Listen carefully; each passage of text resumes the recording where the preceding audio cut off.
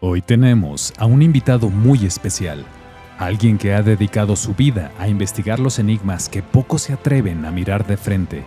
Su nombre es Leo Bardo Peña, creador del canal Enigmas 360 grados y protagonista de múltiples investigaciones sobre el fenómeno ovni, contacto extraterrestre e intraterrestre, legado ancestral y misterios de nuestra historia. Leo no solo publica videos, también ha participado en congresos, conferencias y programas de televisión, donde comparte testimonios de campo, evidencias y relatos de contacto. Sus trabajos han abordado desde observaciones en volcanes hasta investigaciones sobre memoria antigua y migraciones culturales. En su trabajo investigativo, utiliza un análisis que mezcla testimonio, registro y una mirada crítica. Muchos seguidores destacan su habilidad para ordenar información compleja y presentarla de forma clara, sin perder la sensibilidad hacia las experiencias personales. Hoy nos va a contar su historia, cómo comenzó en la investigación, las experiencias que lo marcaron personalmente, los casos que más lo impactaron y qué busca probar con su trabajo. Si te interesa el fenómeno ovni desde la raíz, no solo la noticia superficial, esta entrevista será imprescindible. No perdamos más tiempo. Bienvenidos a JM Misterios.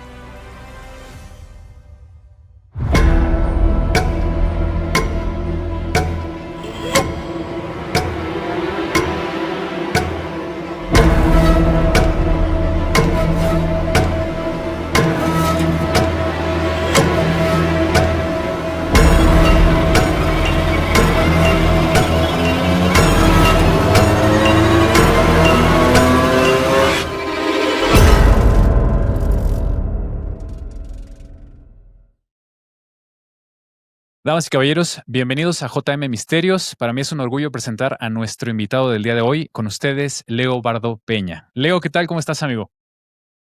¿Qué tal, John? Muchísimas gracias por esta oportunidad de hablar estos temas tan interesantes que, pues bueno, son gran parte de lo que hoy la gente está buscando, una respuesta ante estos temas. Gracias. Claro, correctamente. Definitivamente tenemos una cantidad de temas aquí para hablar que no terminaríamos en un solo programa, pero voy a aprovechar al máximo posible tu tiempo aquí con nosotros, ¿vale?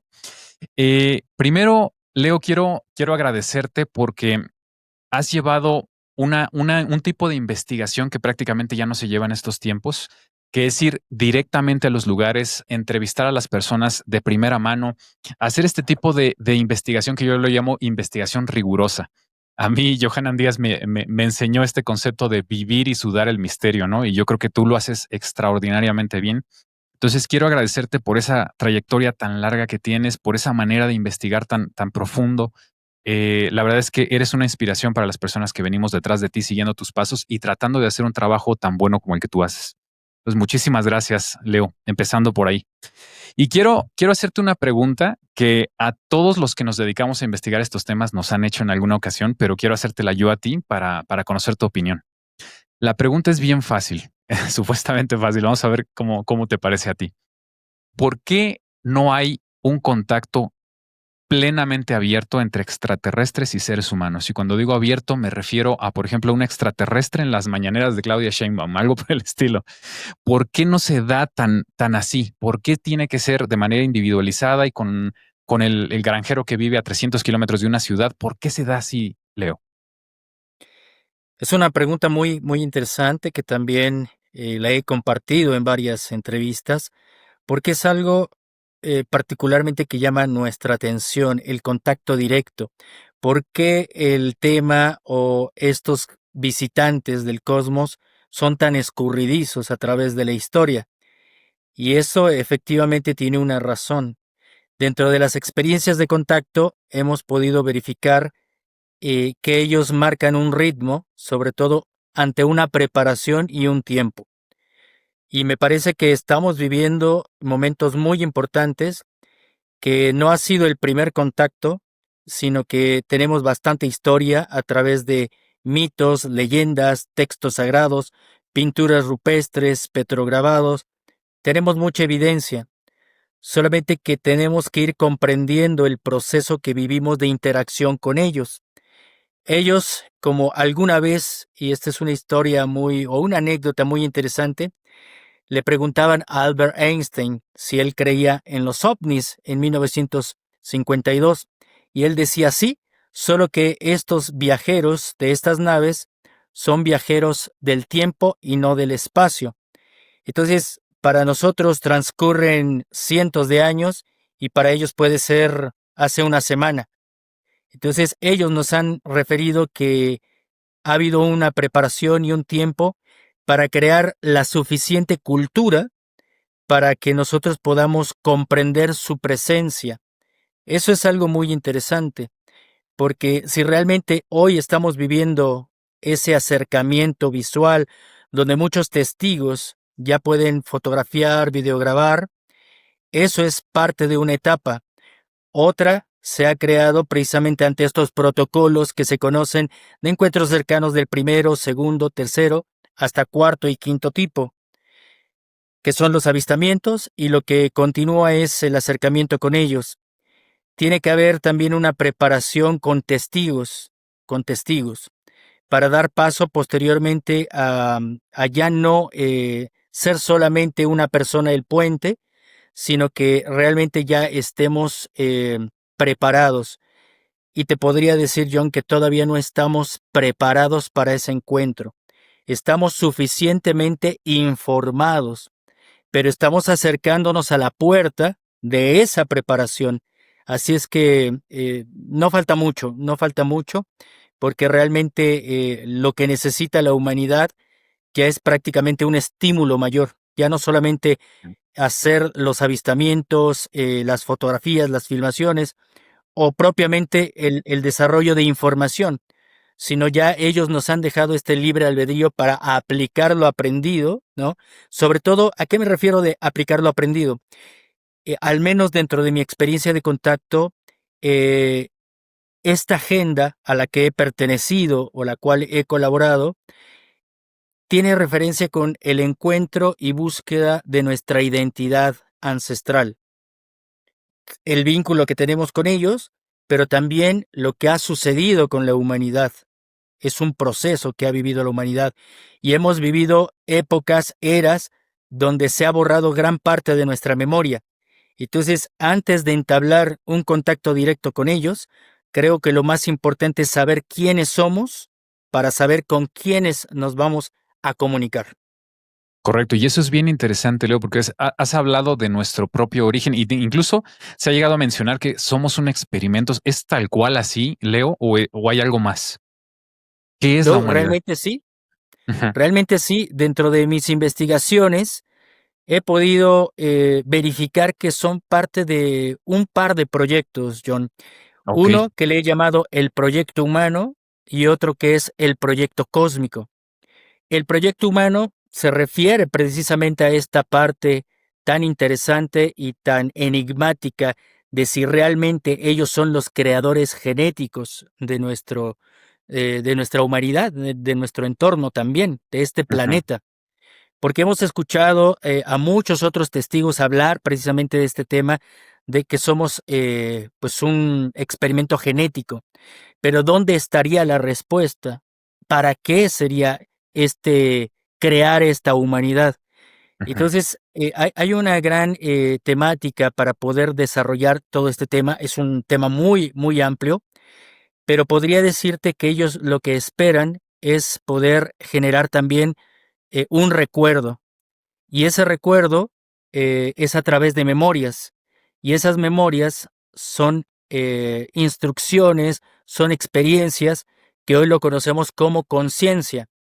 No es la misma conciencia que tiene el ser humano aquí en la Tierra experimentando lo que hemos desarrollado a lo largo de miles de años, que lo que ellos vienen desarrollando hace millones de años. Ellos nos anteceden por millones de años. Por eso hablamos de tiempo-espacio, de que ellos son viajeros en el tiempo. Y lo que buscan precisamente es esta información que se va guardando como un USB en nuestro organismo. Y esto lo denominaría que se guarda en nuestro ADN. Por eso también ha habido muchas confusiones, John, a lo largo del tiempo, cuando se habla de abducciones, de crear cuerpos. Estos seres han utilizado nuestra genética para crear cuerpos, para ellos poder de alguna forma experimentar también ese conocimiento humano. Y Ujú. algunas civilizaciones que de acuerdo a estas manifestaciones o estos dichos, han interactuado, han de alguna forma tratado de bloquear el propio proceso del ser humano y han muerto aquí, no pueden regresar a su cuerpo o a su lugar de origen y han sido prácticamente como encapsulados. Eso lo sabemos de otros testigos de contacto. Ok, Pero si esto fuera cierto, si esto fuera cierto, lo que necesitan es el gravamen de nuestro ADN, pero no es prácticamente como se puede encontrar en el Internet. Al menos lo que he encontrado es que estos seres lo que buscan es la experiencia, el recordar. ok. Una pregunta, Leo. ¿Por qué los extraterrestres parecen siempre querer estar en contacto a pesar de que ese contacto tan directo al parecer no se puede dar o no se debería dar porque no estamos preparados? Pero siempre están tratando como de darnos mensajes, señales, están contactando a personas de manera individual o, por ejemplo, nos dejan los famosos círculos de las cosechas. A mí, por ejemplo, uno de los círculos que más me impactó fue el de Chilbolton en el 2001, que es básicamente la respuesta al mensaje que nosotros enviamos a través del radiotelescopio de Arecibo. Siempre están mandando ese tipo de mensajes, pero son mensajes a veces que se tiene que estudiar un poquito para poder entender la profundidad del mensaje, ¿no? Ese de Chilbolton me parece que es el más claro de todos, porque los demás tienen diversas interpretaciones. ¿Qué opinas al respecto, Leo? Son muy complejos, realmente debería de ser analizado y estudiado completamente por un sistema de análisis profesional, pero podría decirte que muchos de estos complejos agroglifos tienen que ver con geometrías, con diseños incluso de posibles sistemas, ¿no? Del universo. Podrían estar tal vez diciéndonos su procedencia, como bien has mencionado, es parte de lo que se recibió en Chilbolton en 2001, que cuando nosotros somos el tercer planeta de nuestro sistema, ellos son el cuarto de su sistema, de alguna estrella de donde vienen. Entonces, me parece que esto debe que ser analizado incluso por científicos e incluso por esta metodología mística. Y algo es interesante porque dentro de los mensajes que hemos podido recibir y a los cuales me he adaptado, es entrar en contacto con la sabiduría ancestral. Y muchos de estos temas que tienen relevancia ante la geometría sagrada, me parece que tiene que ver también con el proceso de ese desarrollo humano. El ser humano no solamente somos materia o somos energía, somos información. Y esta información se crea a través también de geometrías. Entonces, estarían mostrándonos alguna señal de algún tipo de realidad alterna, me imagino. Correcto. Fíjate que actualmente hay como una moda que están hablando de los protocolos de contacto. Prácticamente en todos lados se habla de eso. Quisiera yo conocer tu opinión con relación a dos cosas. La primera, ¿funcionan esos protocolos de contacto? Y la segunda, ¿es seguro por un ser humano utilizar este tipo de protocolos? Porque sabemos que hay casos en los que la presencia extraterrestre no ha resultado lo mejor posible para el testigo humano, ¿no es cierto? Sí, muchas veces me han preguntado cómo realmente puedes saber si una de estas inteligencias es nociva, ¿no? O es Ujú. amigable. Realmente algo que te puede provocar miedo ya de en sí ya es un aspecto que no tenemos la obligación de acercarnos. Y dentro de estos protocolos me parece que es adecuado porque es una señal que hemos creado también dentro de grupos de contacto como sugerencias de estos seres, porque lo que ellos tratan de intentar concretar con nosotros es que el mensaje fluya correctamente. Sabemos que el ser humano recibe el mensaje, lo comprende de una forma y lo transmite de otra forma. Entonces, el riesgo del contactado, más que nada es a poder generar la información adecuada. El riesgo que sí podríamos sufrir, y esto lo he compartido durante mucho tiempo en conferencias, en charlas, es con quién realmente estamos contactando y, sobre todo, los factores de esas diversas posibilidades. Si realmente es un ser extraterrestre, lo vamos a saber. Pero qué tal vez si dentro de ese filtro es nuestra propia mente, ¿no? Lo que llamamos los mentalismos. ¿Qué pasaría si un ser de bajo astral, un espíritu, ¿no? También se quiere contactar y nos dice que es Jesús, que es María, ¿no? Y también nos puede estar engañando, ¿no?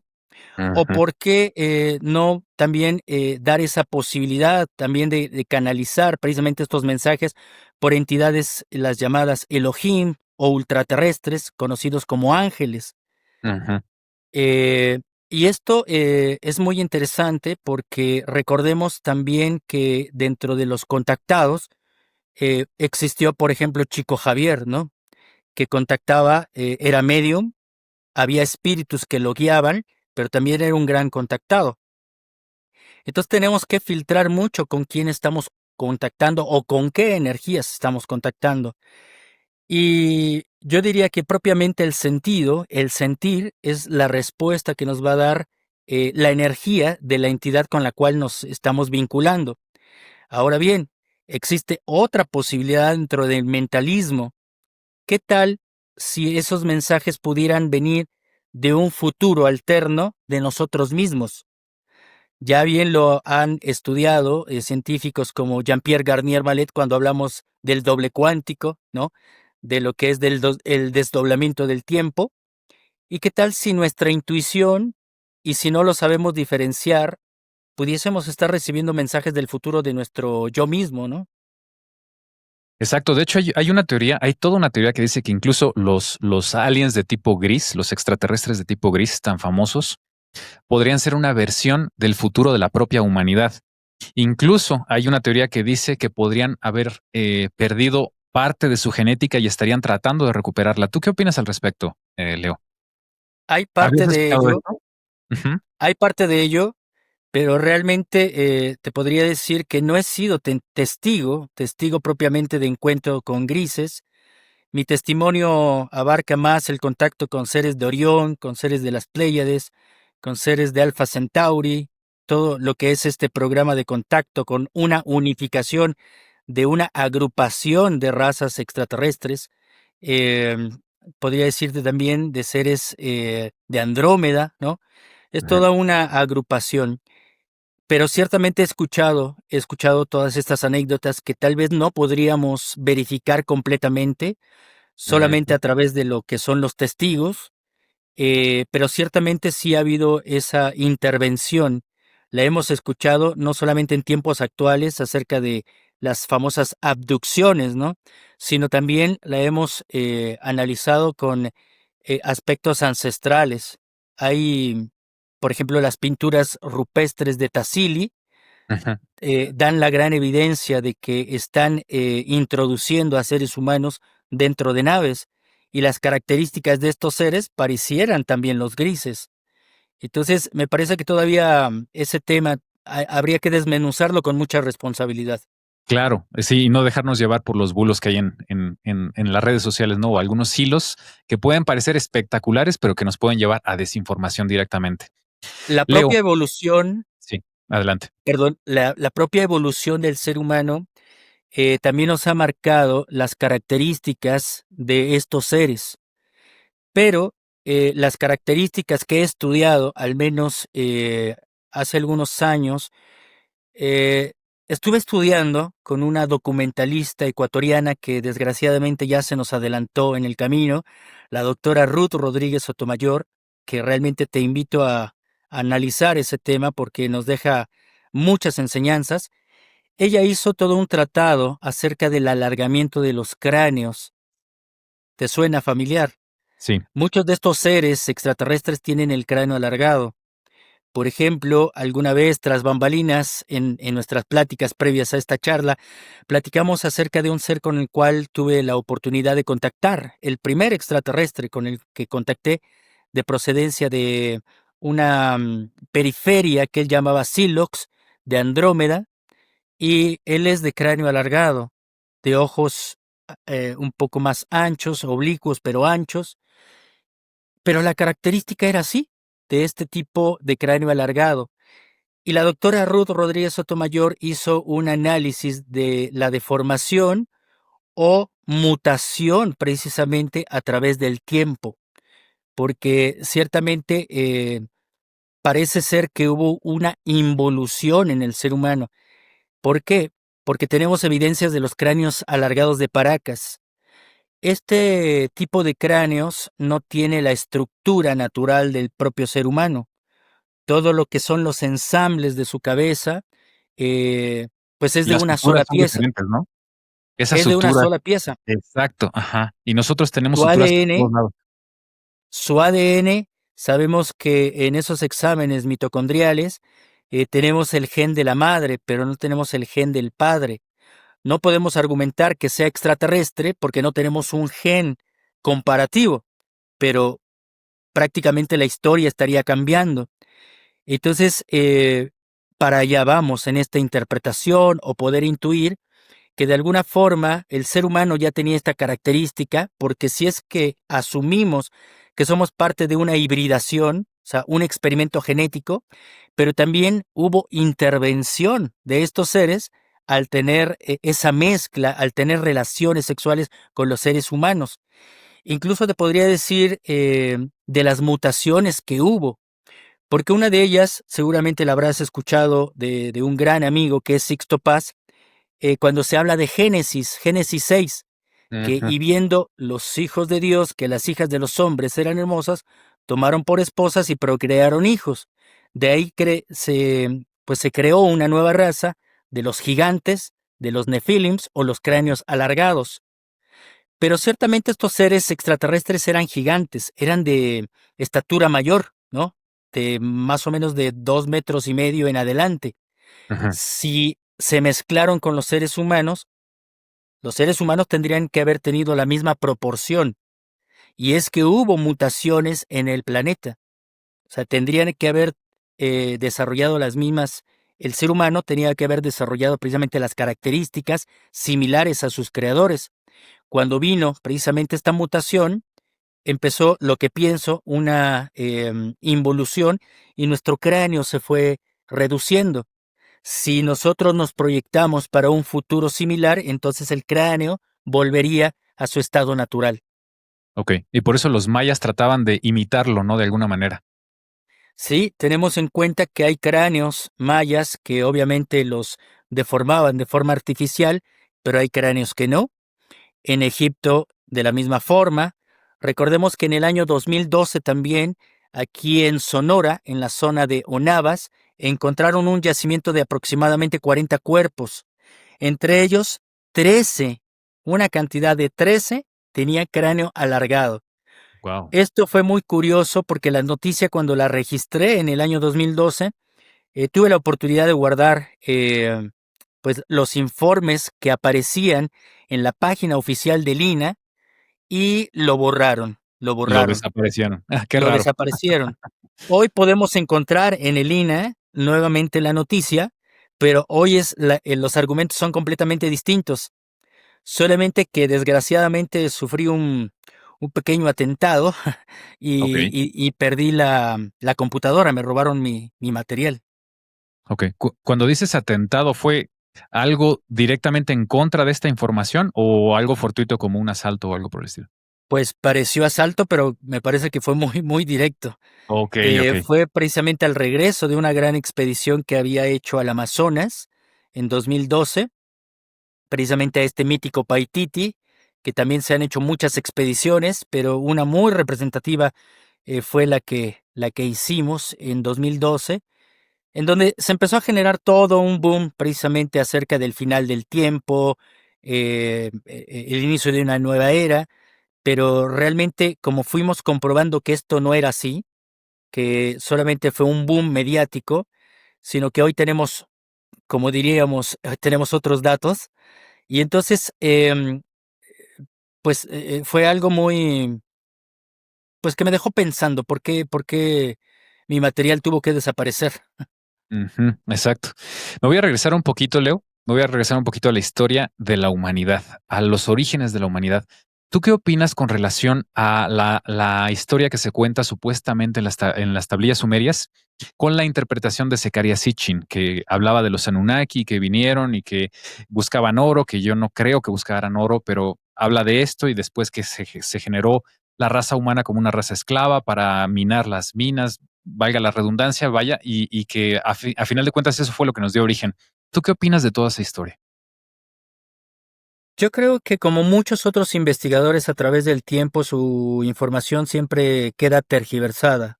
Ujú, Em, Así como mencionaba, nada más como paréntesis, todo lo que se hablaba de los mayas, y cuando precisamente un difusor de esta cultura, a quien se le agradece que se le haya dado esa difusión, creó un sistema totalmente, pues, muy raro, que no avalan las culturas de los mayas, ¿no? Pero se le dio un auge. Lo mismo sucedió precisamente con Zacarías Sitchin. Él le dio un gran auge, no fue el único que interpretó las tablillas sumerias, hay muchos otros investigadores que lo han hecho maravillosamente, solo que fue más mediático y fue un escritor precisamente muy, muy importante también de estos temas. Y concuerdo, realmente la parte de los Anunnakis es una versión que se ha tergiversado desde mi punto de vista, porque tiene que ver más con muchas alegorías iniciáticas que incluso corresponden también aquí a México, sus procesos iniciáticos, la propia cultura, eh, sí nos muestran que fueron una era de gigantes, también eso es muy importante, fueron antediluvianos, por eso eran gigantes, que podríamos platicar también del gigantismo, que es muy interesante, sobre todo cuando hablamos de ese contexto extraterrestre. Zacarías Sitchin, antes de desaparecer, dijo públicamente que su información se había tergiversado. Anunnaki no se refería a una raza de gigantes o de lo que comúnmente se llaman los reptilianos, aunque hay en sus tablillas sumerias, hay iconografía de seres reptiloides, hay parte que hay que analizar, porque me he dedicado también a estudiar parte de la historia, hay que analizar cuándo es metafórico, cuándo es algo simbólico y cuándo es algo totalmente literal, porque también en México tenemos la serpiente emplumada y no por eso vamos a decir que Quetzalcóatl era un reptiliano, como a veces descabelladamente se dice en Internet. Entonces, creo que hay muchas cosas alegóricas muy importantes de los sumerios que se tergiversaron. Era una raza que provenía del espacio, los que llegaron del cielo, que es lo que significa realmente Anunnaki, ¿no? Los ujú. hijos de Anu que llegaron del cielo. Y, ¿qué te podría decir también? Pues no comparto esta parte de que hayan diseñado a a un ser para hacerlo esclavo, ¿no? Ujú, Creo que hay un mensaje de manipulación ante esta información, porque realmente hoy sabemos que hay asteroides, John, que son de gran parte material de oro. Incluso la NASA actualmente está tras un asteroide de oro. Hay cientos de asteroides de oro que podrían ayudar mucho precisamente al planeta, pero si hay oro en el espacio, ¿por qué argumentar que tendrían que hacer esclavos para hacer oro? Entonces me parece que es parte de una exacto. leyenda, E irlo a parte de buscar a una un planeta leyenda. en donde sería escaso, ¿no? Además. Exactamente. Creo que la situación se ha desvirtuado y creo que hay que recobrar más la parte metafórica, porque hay muchos mensajes mucho más importantes de la parte sumeria, de la parte egipcia, ¿no? Como decir que los seres extraterrestres construyeron las pirámides. No, creo que hubo una intervención de conocimientos y que hubo otras eras y otras razas humanas que tuvieron la suficiente tecnología pero que obviamente desaparecieron por alguna causa. Por eso me parece que hay que redireccionar el tema de la historia y enfocar, dar ese balance a lo que es la presencia extraterrestre, incluso sus descendientes, cuando hablamos del tema intraterrestre, que también es un tema maravilloso, Ujú, Y ahí podríamos dar el contexto y ya regresando al inicio de la entrevista es por qué no están a la vista, por qué ujú, tanto seres extraterrestres como intraterrestres son furtivos, han dado pasos lentos pero enfocados hacia una preparación y entonces podríamos comprender hacia dónde vamos si realmente comprendemos nuestro pasado, pero sin tergiversar con fantasías. Me parece que la humanidad está llegando a poder crear una madurez y no generar leyendas que puedan distorsionar hacia dónde tendríamos que dirigirnos. ujú. Pero todo nuestro pasado está tergiversado. Toda la historia está de alguna manera escrita, como dicen, por el que venció en las batallas, ¿no? Y se cuenta cualquier cantidad de barbaridades en la historia. ¿Cómo definir, cómo discernir qué es lo cierto? ¿Cómo separar la paja del trigo? ¿Cómo lo haces tú, Leo? Bueno, dudando, primeramente dudando, ¿no? El sano ejercicio de la duda nos invita a investigar y cuando investigas sacas tus propias conclusiones, es decir, encuentras tus propias certezas. Ya no es la verdad de un escritor, ya no es la verdad de un investigador, de un difusor, sino lo que siempre hemos mencionado, y me uno mucho a esas voces, en de que no es creer por creer, sino investigar para poder razonar, pensar y poder tomar las mejores decisiones en base a las consecuencias históricas que se han manifestado. Entonces, ¿cómo lo he realizado? Bajo esos protocolos que nos han invitado a realizar estos seres. Es uno, primeramente, no depender de ellos. Punto número uno, tener propia autonomía, saber que tenemos un pasado remoto, entonces hay que estudiar historia, hay que entrar en contacto, porque es algo que me comentaron ellos y que se trabaja muy poco. Realmente te podría decir que es un poco triste que dentro del contactismo no se realicen precisamente esos protocolos de la agenda. La agenda de contacto se manifiesta en dos partes.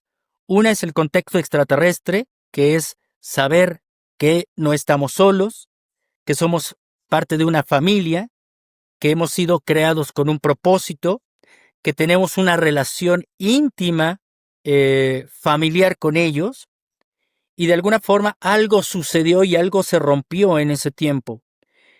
Pero después pasamos a una siguiente agenda, que si algo se rompió y me refiero cuando ellos se hibridan, que me parece que es algo que no tenían previsto, pero si eso sucedió como hemos marcado y se ve reflejado en muchos textos, esa hibridación, entonces pasamos a una segunda agenda, que es si estos sobrevivientes, estos descendientes saben las consecuencias de lo que generaron incluso estos seres que por ayudarnos nos perjudicaron, se tiene que retomar nuevamente el control de este proyecto humano, el proyecto humano, pero también es un proyecto cósmico, es decir, también existe una mística, es hablar de la conciencia y no de hablar de algo físico, sino de algo que es más allá, ¿no? Ujú. Entonces, cuando hablamos del contexto intraterrestre, muchos de estos seres intraterrestres, ya entrando un poquito en ese tema también, se dedicaron precisamente al cultivo de su conciencia para poder recobrar precisamente el proyecto humano.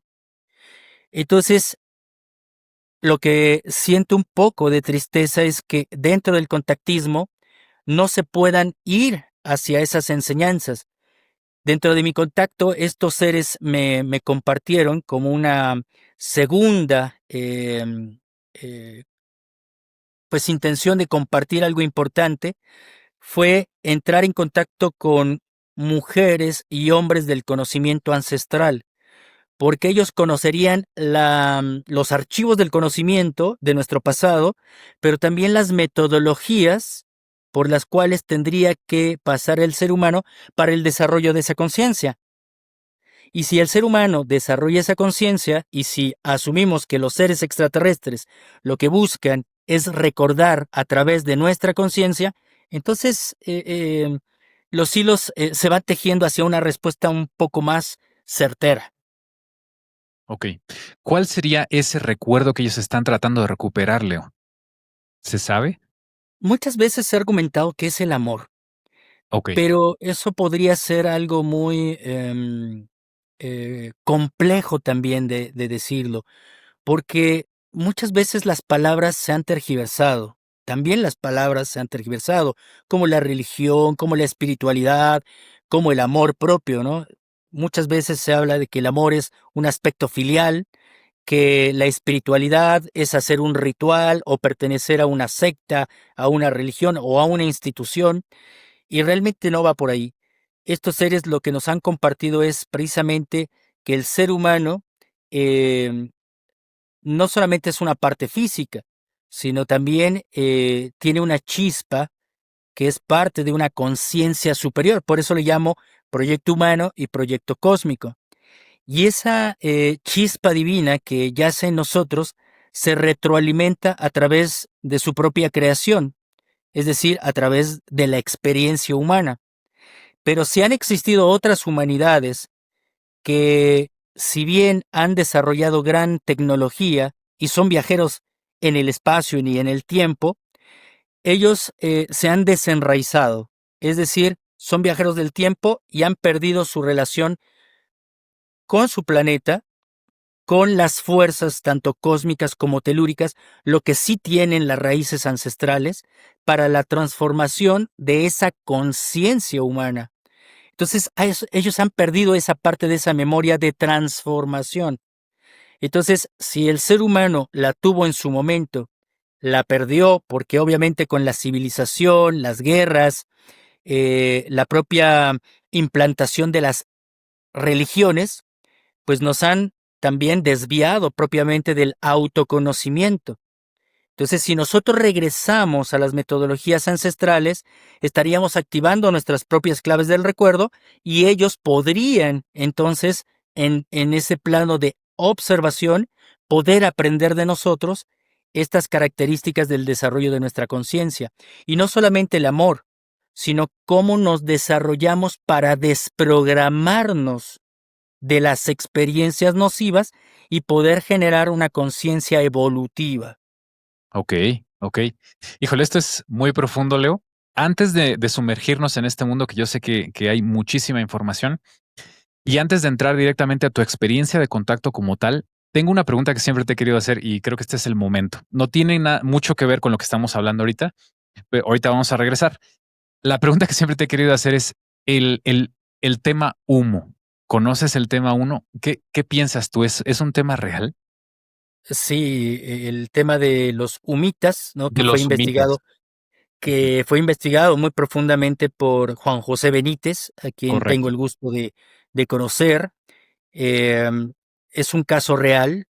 Platicamos poco, platicamos de muchas cosas que tuve la oportunidad de platicar con él, pero me dijo que es un caso real, que es un caso verídico y obviamente es parte de otras civilizaciones, de las muchas, me parece que es aproximadamente de esas 60 civilizaciones que nos están visitando, ¿no? 60, ok. Y eso podría ser parte de una preparación, como menciono. Así como los casos de los humitas, está el caso de Voronezh, por ejemplo, ¿no? De estar aterrizando en Rusia, ¿no? En un parque público. Entonces, la intención de estos seres que fueron bautizados con este término de humitas, pues es totalmente real. Ok, entonces tú consideras que sí existen y sí estarían todavía aquí, porque hasta donde tengo entendido tienen incluso hasta cuenta de ex. Bueno, déjame decirte que también es donde se tergiversan las cosas. Ujú. Cuando se hablan, por ejemplo, de apunianos, estos seres que contactan, sobre todo en la parte de Sudamérica, ¿no? En la parte del Perú, ¿no?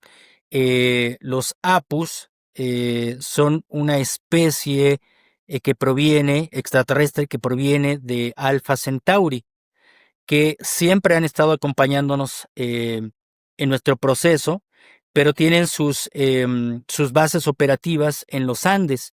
Y para los nativos, para los sabios andinos, los dioses que radican o viven en las montañas se les conoce como Apus.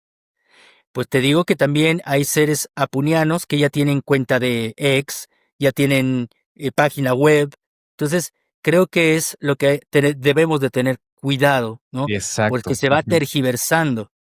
Eh, ten en cuenta, por ejemplo, el caso de los raelianos, ¿no? Por ejemplo, o sea, en donde se crearon sectas, por ejemplo.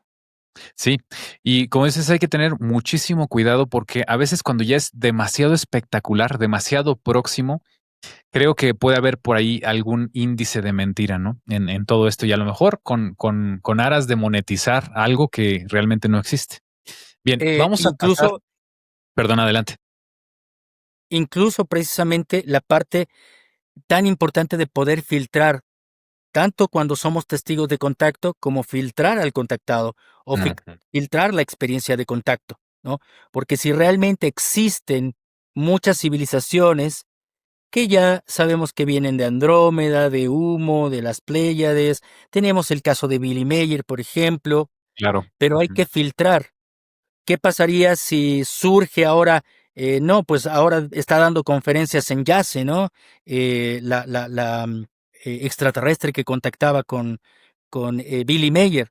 Entonces, el caso puede ser real, pero con el tiempo, tanto el testigo como el caso se pueden ir tergiversando.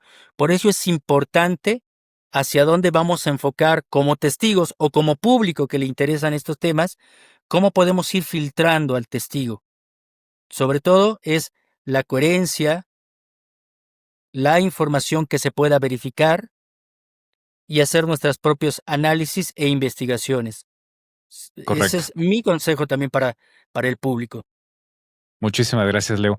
Quiero entrar de lleno ahorita en lo que fue tu experiencia de contacto en 2008. Dime, por favor, si digo algo equivocado. En 2008, estando en Valle de Santiago, un lugar enigmático y súper padre de México, en ese lugar, haciendo una meditación, de repente una luz te desconcentra, abres los ojos y tienes apersonado un extraterrestre enfrente. Cuéntame un poquito de eso, por favor. Fue algo extraordinario porque comencé mis experiencias en el año 2007 con los grupos de contacto y fue hasta una sugerencia de ellos de volver a estas tierras de Valle de Santiago, que son 7 cráteres que están en esta comunidad de Guanajuato, que hacen un espejo con la constelación de la Osa Mayor, que también eso es una historia muy, muy interesante. Y recuerdo que de una salida que tuvimos precisamente a Valle de Santiago, a lo que es la batea, porque muchas personas hacen excursiones, hacen campamentos en lo que es la Cíntora, que también es un lugar muy público. em, pues a nosotros nos citaron en uno de estos volcanes que está ya muy cercano a la laguna de Yuriria, ¿no? Ok, Que es un vórtice también, lo que es el lago de Yuriria, con las luminarias y el cerro del el Teoculhuacán o el Chicomostoc o el Teoculhuacán, el Culiacán, como comúnmente se le conoce. Bueno, pues fue ahí en este cráter de la Batea donde fuimos citados, fue en la madrugada de sábado a domingo, la madrugada del domingo, en que estábamos aproximadamente 10 personas en bloque, estábamos delante de una piedra y una gran nopalera, en donde decidimos ahí precisamente meditar, que está en el centro precisamente del volcán. Estábamos meditando, o al menos cuando estaba en los grupos de contacto, meditamos, mantralizamos para predisponer precisamente la vibración y el contacto y mantenernos en esa calma, en esa armonía. Cuando de pronto, precisamente, tengo los ojos cerrados, aparte de que era de noche, era de la madrugada, entonces veo una luz que se trasluce precisamente ante mis ojos, pensaba que era algún compañero o compañera que había prendido su luz de cabeza. Cuando abro los ojos, delante de mí no era físico, debo decirlo, no era físico, sino era un holograma. Suena descabellado, John, pero era un holograma. Era como una especie de película que tenía delante de mí, como eléctrico, de un color verdoso, pero se podían ver perfectamente las características del ser que tenía delante de mí. Él decía llamarse Mardox, la comunicación era totalmente mental, y déjame decirte que aparte de que en 2008, hoy lo identifico como un holograma, hoy se están haciendo experimentos en donde ya se pueden hacer consultas precisamente a través de programas holográficos en donde un doctor ya puede atender a un tripulante de la Estación Internacional Espacial. O sea, todo lo que vivimos antes, hoy es una realidad. Cuando hablo de un Ujú. holograma, parece como de una película, pero hoy sabemos que existe esa posibilidad. Entonces, este ser se comunica conmigo, pero obviamente a mí se me acelera el corazón. eh, no podía yo hablar porque tenía a mis compañeros todavía con los ojos cerrados, mantralizando. Realmente yo me quedé paralizado hasta que este ser, Mardox, con su mano derecha me toca el hombro izquierdo y me dice mentalmente: ten calma, no pasa nada, Leo, ¿tú confía. sentiste algo en el momento en que te tocó o Sí, no sí, sí, sentiste como nada? una ¿Sí? especie de corriente eléctrica muy Ajá. tenue, como cuando recibes acupuntura con quienes han recibido acupuntura y les ponen Ujú. como unos impulsos eléctricos para Eléctricos. Ujú. estimular los músculos. Sí, así más o menos se siente, pero ya es una energía que se siente muy agradable, vaya, muy agradable. Y es que Lo a cual me pesar de que era permite, un holograma como tal, ¿sentiste físicamente el contacto? Esa es una de las dudas que tenía. sí, sí, sí, para mí fue algo muy sorprendente, porque esa manifestación que argumento como un holograma era también una proyección de una energía, y esa energía obviamente la pude sentir, ¿no? Okey. Entonces, este ser me toca el hombro y me dice: confía. A partir de ese momento tuvimos un diálogo de lo que iba a venir en el futuro en proyecciones de información, y que posiblemente, si yo accedía, porque eso te dicen, o sea, te piden permiso, ¿no? No solamente te agarran como un vehículo y te dan o te mandan, ¿no? O sea, tienes libre albedrío, que eso es lo como te comento. A mí me gustó mucho de esta parte del contacto, que tenemos libre albedrío, podemos Y como decidir. decíamos al principio, ya de esa manera ya sabes que estás tratando con una entidad positiva, ¿no? Que no te está forzando a nada, que no te está obligando, que te está dando a escoger si quieres ser el contactado o no, ¿no? O el Y portador de dando esta información. confianza, Ujú. y sobre todo dando confianza. Entonces, me dijo que iba a haber otros contactos, si es que así yo lo decidía. Y lo curioso es que para mí, pues transcurrió como entre unos 15, 20 minutos la comunicación, pero me parece que fue otro tiempo-espacio. Cuando hice un pestañeo, pues se desapareció el holograma. Pude compartirlo con mis compañeros, la experiencia, para Un dejarlo momentito, Leo. asentado. Perdóname que te interrumpa una vez más. Quiero saber un poquito más de los detalles de esa comunicación. Cuando él se presenta contigo, primero te dice confía y empieza a transmitir información a tu mente. ¿Cómo es esa comunicación telepática, Leo? ¿Se llega como si fuera una película en tu cabeza? ¿Cómo es esa comunicación? ¿O son palabras? ¿Cómo se da? Es una voz porque yo no vi proyección, solamente lo Ok, veía él, y era la transmisión entre un sentimiento de confianza y la información. Son dos características interesantes. O sea, la confianza a través de su voz y de la información. ok. Y lo que me compartió es entrar en contacto precisamente con estos guardianes del conocimiento ancestral, porque posteriormente se nos darían coordenadas de algunos lugares a visitar de México.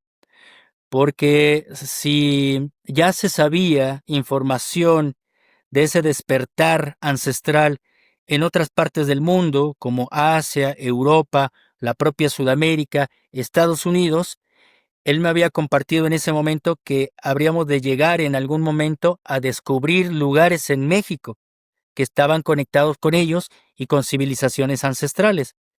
Y hasta ahí quedó la información. Por eso la invitación a, si yo decidía incorporarme a recibir más información, Ujú. entonces habría otros contactos. ¿Y tú le dijiste que sí o tu aceptación era ir precisamente a esos lugares que te había dicho? Primeramente decirle que sí, Ok. por la confianza, por lo que yo ya sentía de confianza, y obviamente pues ya tenía como las referencias de los grupos de contacto, ya sabía cuál era el tipo de agenda de contacto. Entonces, cuando vivo mi experiencia es, tengo la oportunidad de participar, tengo la oportunidad de sumar. Entonces, lo que le dije es que sí. Ujú. Ok. Y después ya le cuentas a tus compañeros. Nadie más vio nada, me imagino. No, lo Mm, interesante cuando hablamos nuevamente de esta parte del protocolos es verificar que no lo imaginaste. Y es que al día siguiente, o sea, nosotros regresamos a nuestros lugares de origen el mismo domingo, pero el lunes por la mañana me habla una amiga que no pudo asistir. Estamos hablando del 2008. Todavía no teníamos el Facebook Messenger ni el WhatsApp, y entonces nos escribíamos por correo electrónico. Entonces, eh, me escribe y yo le pido llamarnos por teléfono. Y entonces lo que ella cuenta es que nos soñó al grupo, porque ella despertó en la madrugada de ese domingo, donde nosotros estamos acampando. Ella en su casa despertó a las 3 de la mañana, justo la hora en que regularmente meditamos en estas experiencias de contacto. Ella despertó, se volvió a dormir y fue cuando tuvo un sueño. En ese sueño nos vio que estábamos meditando, que estábamos en dos bloques, me dijo la posición exacta en la que estaba yo y me dice, y un ser de luz más alto que tú te toca el hombro izquierdo. Para mí me sorprendió que le dije, por favor, escríbeme en un correo electrónico la experiencia, porque esto no me lo van a creer. ujú. Entonces es una forma que, como te comparto, se puede verificar que la experiencia fue real. Ok. Después de ese primer contacto, Leo, ¿qué pasa? ¿Cuándo te vuelven a contactar o cuándo se da ese siguiente acercamiento? Al siguiente año, Ok, exactamente en la batea nuevamente, pero ya no se trata de Mardox, ahora se trata de un ser intraterrestre, un ser que dice llamarse Ajutek, que pertenece también a una organización o a una fraternidad de ese mundo, que él me decía, ustedes la conocen como Hermandad Blanca, pero existen muchas brazos o nombres con el cual van a conocer a esta fraternidad.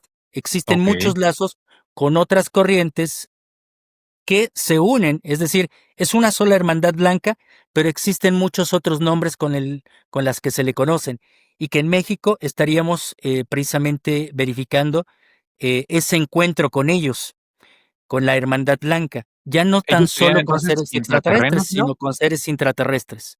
Ok, sí, porque escuché la historia de la Hermandad Blanca directamente de los testigos que han entrado en contacto con estos seres en la zona del silencio.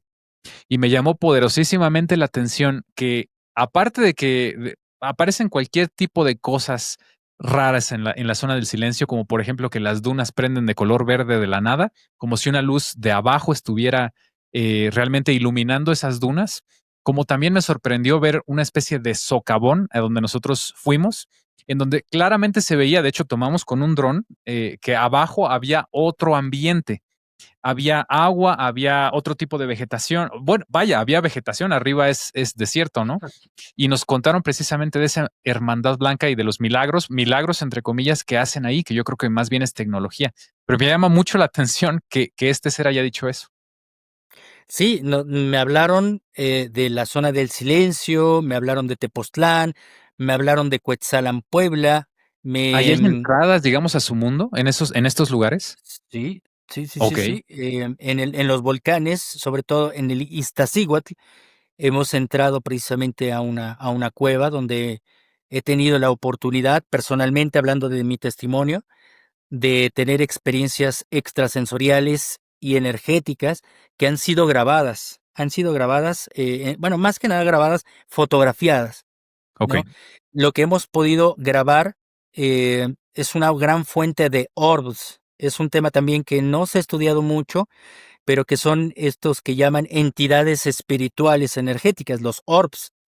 Hay una fuente, o sea, dentro de una cueva que conocemos hay una fuente, o sea, de fuente de donde orbs. emergen muchos orbs, ¿sí? O sea, tú lo tomas con celular y se ven salen e interactúan contigo. Tú no las ves, pero en la pantalla del celular estás viendo cómo se ponen enfrente de ti, se te quedan viendo y se van. O ¿Y sea, esto en el es Lista? En la en cueva de el Lista? Iztaccíhuatl. Ah, me Ujú. tienes que llevar, Leo, algún día. Sí, sí, sí, sí, claro que Sí. sí. Mira, es una cueva Ujú. que ya estarás proyectando precisamente estas fotografías que te voy a Sí, compartir. muchas gracias. Em, es una cueva muy especial que resguardamos.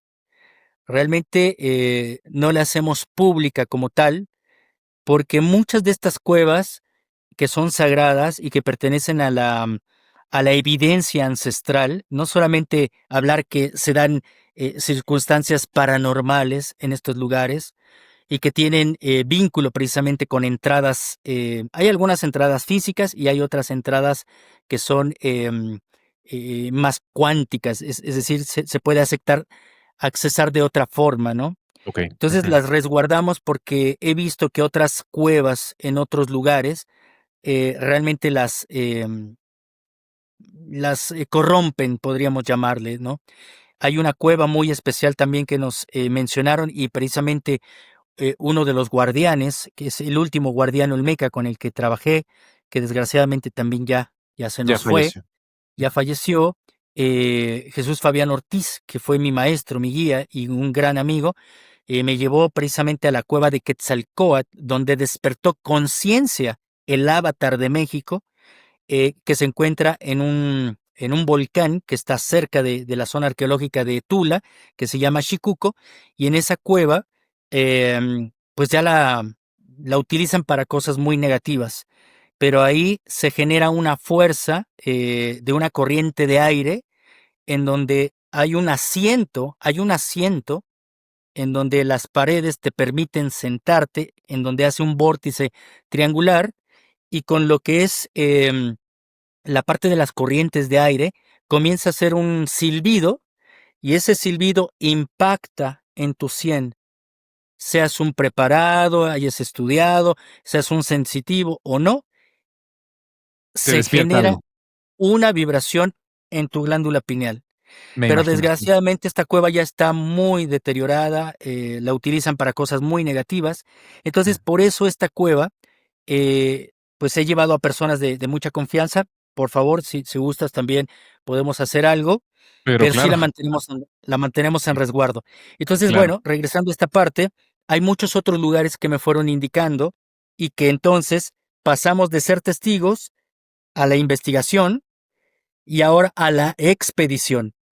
Ese es otro de los detalles por los cuales me he enganchado mucho a esta parte de poder verificar, es decir, dudar, es decir, tengo mis cuestionamientos y si puedo obtener esas respuestas, poderlas compartir con el público y con personas como tú, con tu público. Eso es importante porque eso es también lo que quieren ellos. Claro. Permíteme regresar un momento a ese segundo contacto que tienes, que es con el ser intraterreno. ¿En dónde se dio? Recuérdame. Igualmente en la batea, los dos, Igualmente en tanto la batea. Okey, extraterrestre como intraterrestre. Me ujú, imagino que fue algo planeado porque no fue en otro lugar, sino en el mismo lugar, okey. pero ¿Cómo fueron se las 2 dio? agendas. ¿Cómo se te presentó ese nuevo ser? ¿Y qué aspecto tenía? De la misma forma, este ser lo único que varió fue el color del holograma. Eso sí es muy interesante. Marduk se presentó de una tonalidad verde, el Verdoso. holograma, Ujú, y Ajutek, precisamente como el color que tienes atrás de tu pantalla, de un color azuloso, como claro. okey, em, Era como un fondo de una película, eh, pero solamente era su silueta. Ahí no le pude ver las características como a Mardox. Donde realmente ya pude tener otro contacto directo con él, con Ajutek, ya fue años posteriores. Eso fue en el 2008. Cuando tuve contacto nuevamente con Ajutek fue en esta cueva del Iztaccíhuatl en 2013, cuando amigos rescatistas del Iztaccíhuatl me llaman por teléfono y me invitan a visitar este lugar. Me dicen que es un lugar que posiblemente me iba a interesar, que los rescatistas han filmado ovnis, no tan solo lo que hoy vemos en la televisión, ¿no? Que tiene una gran actividad el volcán Popocatépetl, que incluso se asume que hay bases extraterrestres. No, ujú, podría decirte que ahí difiero porque la experiencia me ha llevado dentro de la expedición, el hecho de que tú vayas pisando el terreno, que vayas verificando los puntos, pues me ha llevado a concretar que el punto neurálgico precisamente es el volcán Iztaccíhuatl. El Vista, ajá. Hay muchas cuevas. De esto mucho lo compartí con Sixto Paz. De hecho, por ahí tengo una entrevista que le hice en donde precisamente estos amigos rescatistas me compartían que el volcán tiene muchos avistamientos, ¿no? O sea, se manifiestan muchos avistamientos ovni, pero ellos me decían que tiene 7 cráteres el volcán, de los cuales 2 están activos, pero que las autoridades nunca habían mencionado esto. Entonces, estos seres me habían indicado que lugares intraterrestres y bases operativas estaban no en el Popocatépetl, estaban en el Iztaccíhuatl. Entonces, cuando entramos en contacto ya directo con los vigilantes, los guardaparques, los rescatistas y me llevan a esta cueva, se manifiesta un déjà vu en mi persona porque recuerdo que de joven, cuando yo estaba en la preparatoria, me habían llevado precisamente a ese lugar y yo recordaba, pues este lugar ya lo conozco. Cuando me llevan de joven, entre unos 15 años, una práctica escolar, yo ya sentía haber estado en ese lugar. Entonces, en el 2013, cuando me llevan, digo, este lugar ya lo conocía. Entonces fue una experiencia al revés, ¿no? Una experiencia al revés. Fue como le llaman un recuerdo futuro. Y es ahí donde pues tengo otra experiencia con Ajutec en una puerta, porque hay una cueva con una puerta tallada, con una serie de símbolos que ya hemos descifrado a través de 2013 a 2025, son 12 años de investigación para poder descifrar a qué corresponden precisamente esos símbolos. El caso es que es una puerta tallada con un círculo abajo, un círculo arriba, abajo, y tiene 2 hendiduras para meter las manos. De acuerdo al presidente del rescate agreste que me llevó, eh, pues él de joven, ya es una persona adulta, ya es una persona mayor, me dijo que en su adolescencia, él que había caminado estos lugares de estas cuevas, se quedó a dormir en en un rincón de la cueva, porque lo curioso es que no es una cueva que tenga profundidad, sino es una caverna, ¿no? Es una caverna. Eh, Tiene una entrada que parece como boca, de hecho, así le llaman, es una boca. A todos los lugares le llaman la boca del diablo, ¿no? Para asustar a la gente. Lo curioso es que tiene 13 escalones. Nadie sabe de los rescatistas qué antigüedad tiene, por qué la cueva tiene esas características. Y a la mano izquierda está precisamente tallada la puerta, en donde esas hendiduras, de acuerdo al rescatista, pues me dice que él, en ese entonces, cuando se quedó a dormir, llegaron personas vestidas de túnicas blancas, bajaron las escaleras, se acercaron a la puerta, metieron sus manos, pusieron su frente en unos símbolos que están ahí en este petrograbado y desaparecieron ante sus ojos. Yo le creo totalmente porque no es un testigo que me pudiera mentir, ¿no? Porque sabe de películas, de ciencia ficción. Tengo una entrevista con su testimonio y realmente está diciendo la verdad. Él dice que regresaron esas personas saliendo manifestadas de esa puerta y se fueron caminando. Otro rescatista me proporcionó fotografías de una zona que es sagrada dentro de la cultura ancestral que se llama Nahualac. Y muy cerca de ahí se encuentra lo que se le conoce como la cascada congelada. Y me mostró una fotografía en donde están los bloques de hielo y está una persona de túnica blanca asomándose y viéndolos. Entonces, podemos ir verificando pieza por pieza y armando el rompecabezas que algo importante hay en el Iztaccíhuatl. Curiosamente, en el año 2003, John, es interesante. ¿Por qué el Iztaccíhuatl? Primeramente porque hay un marcador ancestral ahí. Por eso la cueva. Y aparecieron en el año 2003 letras hebreas. 10 años después, Amistades de Puebla me proporcionan nuevas fotografías más nítidas de esas letras hebreas, que curiosamente decían de derecha a izquierda, como se lee el hebreo, 9 cráter dragón parirá. Ok. Lo curioso es que no sabíamos si eran 9 días, 9 semanas, 9 meses, 9 años, 9 siglos. No lo supimos hasta el año 2012, porque fue 2003 más 9 años, nos daba el año 2002. 2012. Ay, no puede ser. Ok, ok, ok. Cráter dragón, dragón, fuego, pero ahí hay un asentamiento olmeca. Ujú. Hay influencia olmeca del lado del Estado de México, donde nosotros subimos a estas cuevas o a esta cueva. Entonces hay una influencia ancestral que determina un dragón, un conocimiento ancestral que yace dentro del volcán. Puede ser esta hermandad blanca, pueden ser vestigios, pero también algo que ocurriría en el futuro. Lo futuro que ocurrió es que en el año 2019, lo que me habían comentado los rescatistas, hacen explosión esos dos volcanes de los 7 que están ahí y hay actividad ovni. Ok. Entonces vamos armando todo un rompecabezas y en contexto y en resumen, ¿por qué esta información que nos daban en el pasado tendríamos que ir caminando por estos lugares para comprender lo que iba a venir? Que desde el primer contacto te lo pidieron, tienes que ir a estos lugares. Vas a ¿Sí? empezar a ampliar tu conciencia, vas a empezar a comprender más, porque vas a ver lo que está Una es, pasando.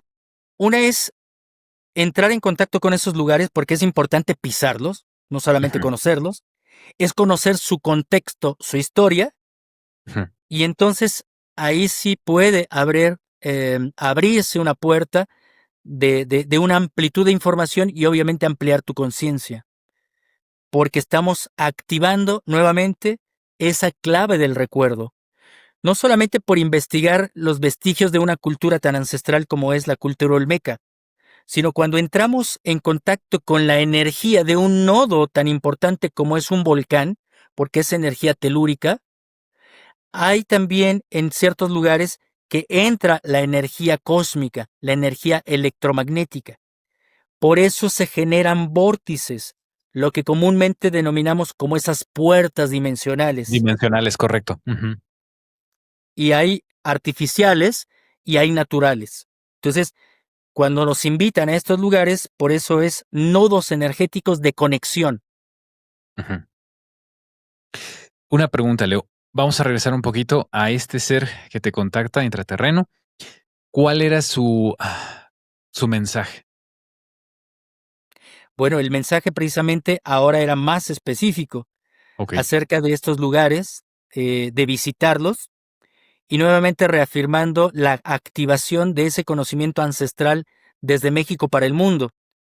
Yo sé que también suena muy, tal vez muy pretencioso, ¿no? Cuando dicen México es la cuna de la nueva humanidad y dónde quedan los otros países, ¿no?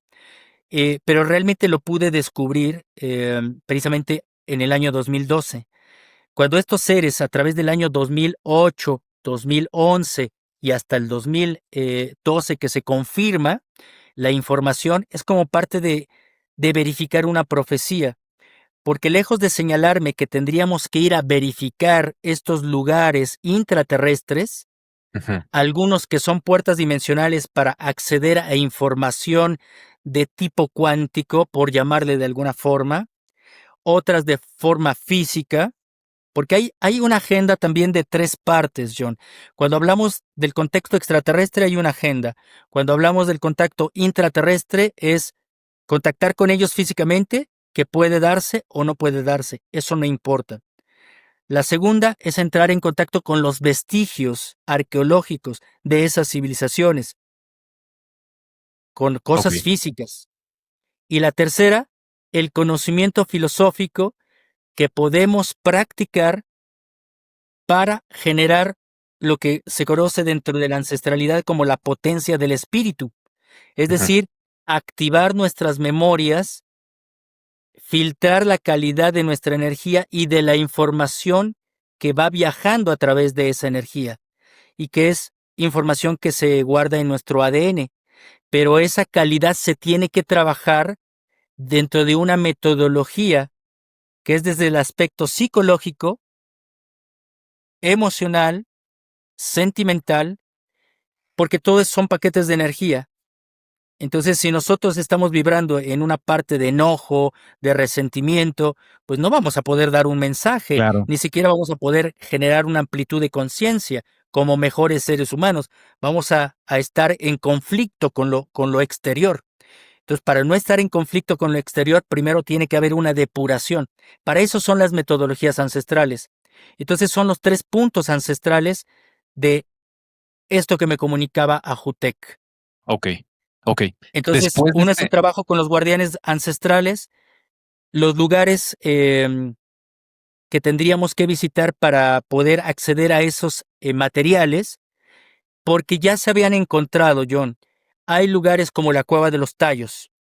claro, ujú, Eso es en el Ecuador, pero ellos nos compartieron que en México había esos mismos registros y ellos están en Cuetzalan, Puebla. ok, ¿Por qué? Porque lo mismo ha sucedido en el Ecuador, las mismas circunstancias desagradables han ocurrido en el Ecuador. Cuando este yacimiento de bibliotecas metálicas la realiza Juan Morix, ¿no? Un húngaro que vino precisamente también contactado por la Hermandad Blanca, tenemos información que no se ha hablado de Juan Morix, de cómo llegó a contactar con la Hermandad Blanca y por qué y cómo llegó precisamente a América.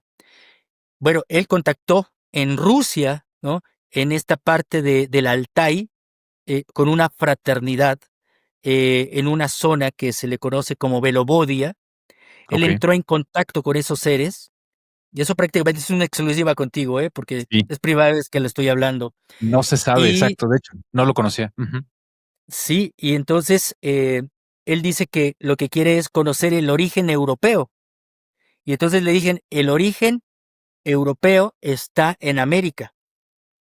Y entonces lo al revés, mandan a Ecuador, porque él llega ok, originalmente a Argentina, pero se desplaza al Ecuador.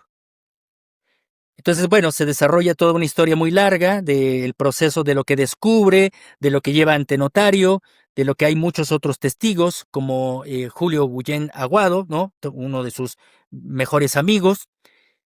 Pero eso sucede en el Ecuador, en 1969.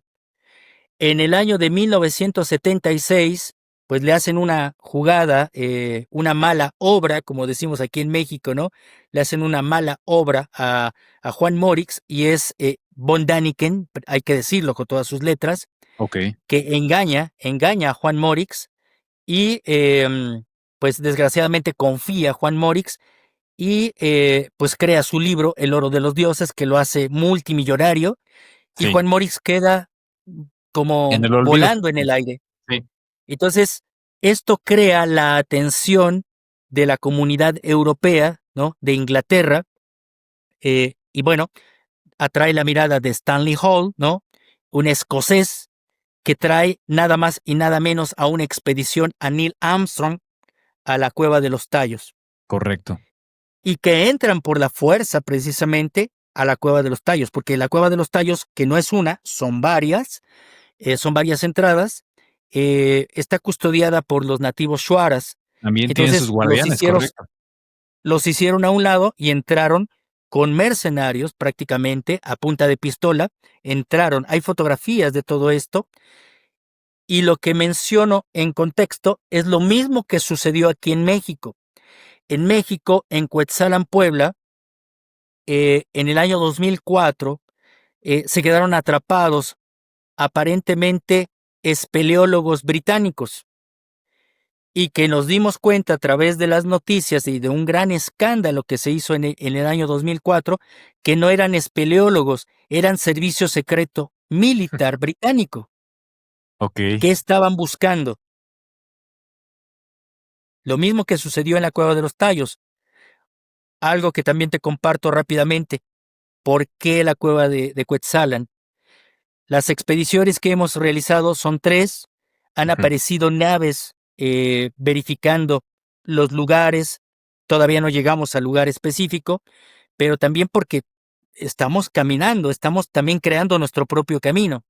Claro. Sin embargo, tuve la oportunidad de conocer a un periodista que también fue amigo mío. Nuevamente, en la época del COVID, pues fallecieron muchos de mis amigos. Él también falleció. eh, Marco Antonio Gómez, un periodista, y quedamos de hacer un documental porque en Cuetzalan, Puebla, y bueno, me concedió el material, em, se encontró dentro de una de estas cuevas de Cuetzalan, en Alpazat, se encontró los vestigios de una momia. Esa momia solamente eran partes del cráneo y el torso de un brazo, con una mano, y un mascarón. El cráneo era alargado. Resuena que eh, pues las otras eras y otras entidades humanas tenían cráneo alargado. Ujú. Tenía aproximadamente, en lo que se puede apreciar en las radiografías que realizó su custodio, que era don Bernardo Carrillo, el doctor Bernardo Carrillo. Él Ok. hizo radiografías al cuerpo, al cráneo y a la mano. La mano aparentemente tiene entre 6 y 7 dedos, tiene polidactilia. Ujú. Es una característica de la hibridación extraterrestre. Exacto. Eso lo mismo ha comentado Billy Mayer. En sus últimos contactos hay videos y fotografías de una impronta de una mano sobre un cofre, porque su sudor de estos seres es un poco ácido, y dejó como su sudor en el cofre de un auto, y se ven 7 dedos. Por eso, a través del tiempo en la expedición también me he dedicado a eh, hallar estos accesos intraterrestres, porque una de estas características o marcas son los rostros corazón en petrograbado o pinturas rupestres y manos de 6 dedos, pinturas rupestres. Entonces, cuando hacemos esta planeación, el periodista Marco Antonio Gómez y mi persona, pues tenemos los documentos del doctor Bernardo Carrillo que le entregó a Lina. Ese fue un gran error, porque obviamente esto no se va a dar a conocer al público ni al mundo. La datación de radiocarbono 14 del cuerpo, bajo documentos de Lina, es de 9000 años. Ok. Lo que descubrí a través de, pues, analizar las fotografías es un entierro con características sudamericanas, tipo Paracas, tipo palpa, sobre todo porque el cráneo tiene una perforación aquí en la glándula pineal, aquí. Eso Ok. es artificial porque hay fotografías de los entierros sudamericanos en donde se les pone una pluma o un cordón para poder asemejar la salida del espíritu, ¿no? Ujú. Entonces, es un enterramiento aquí en México de un cráneo alargado de 7, entre 6 y 7 dedos, con una deformación, un hoyo tipo característica entierro sudamericano, pero tiene un mascarón de jade de un señor jaguar. Eso nos da una característica de un entierro olmeca de 9000 años. Pero todavía estamos en un gran análisis para llegar a la conclusión si no fueron las migraciones que he conocido a través de, bueno, las nuevas informaciones que pude obtener de la doctora Ruth Rodríguez Sotomayor, porque volvemos a esta historia, se tiene que reescribir. La historia no es como nos la cuentan. De acuerdo a la doctora Ruth, la historia comienza en América a partir de estos 26,000 años y la renovación o repoblación del planeta después del gran diluvio universal, que no fue diluvio, fue un gran tsunami por la caída de las partes de una luna que tenía la Tierra. La Tierra tenía 4 lunas, 2 de las cuales no tenemos ninguna referencia. Una la encontramos en los Vedas, que se llama Kenos, y la que conocemos actualmente y que tenemos es Selene. Pues Kenos Ujú. se fue destruyendo por atracción meteórica, o sea, se fue atrayendo y Ujú. destruyendo, y esas partes fueron inundando el océano y alzando las aguas, como si fuera Ok. un tsunami. Mm. Y entonces ese diluvio universal que tanto hablamos no fue un diluvio, fue una inundación más bien. Fue una Correcto. inundación, exactamente. Aquí en Tepoztlán, ¿qué hay debajo de Tepoztlán en sí? ¿Sería una biblioteca lítica, algo parecido? ¿Qué hay debajo? ¿Sabes?